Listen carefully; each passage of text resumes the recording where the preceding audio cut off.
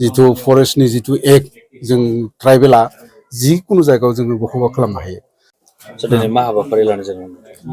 हाबाफारिया जादों जोंनि जिथु माने चिरां जिल्लायाव जिथु बड' जातिनि सायाव एफेक्सन जिथु फरेस्टनि जिथु एक्ट जों ट्राइबेला जिखुनु जायगायाव जोङो बखौबा खालामनो हायो।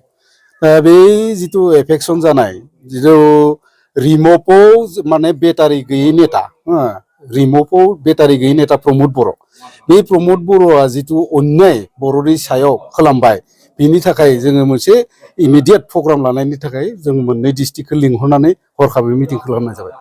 मा प्रग्राम लानो सानदों? मा प्रग्राम माने जोङो खसिबालय जिथु बिटिआरनि खसिबालय क'क्राझार बेयाव जोङो एफेक्सननि एगेन्स्टआव प्रटेस्ट खालामगोन आरो बिनि जुगिदि आसाम गभर्नमेन्टनो आरो इन्डियान गभर्नमेन्टनो जोङो मोनसे मेम'रेन्डाम दाखिल खालामगोन।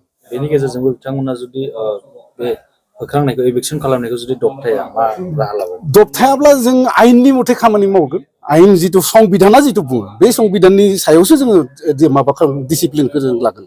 बे हिसाबै जोङो जेसेबां दिनालागै बिसोरो एफेक्सननि बाथ्राखौ माबाना अन्यायखौ जुदि गाराब्ला जोङो आन्दलन खालामगोन। दरकारबा सुप्रिम कोर्टआ मा बुङो बिनि सायावबो जोङो जाज खालामगोन। হোৱাৰ কাৰণে আমাৰ কৰ্মীসকলে চিৰাঙৰ যিবিলাক কৰ্মী আছে বহুতে অংশগ্ৰহণটো কম হৈছে। আমি এটা কথা কৈছিলো ইয়াৰ কাৰণে এটা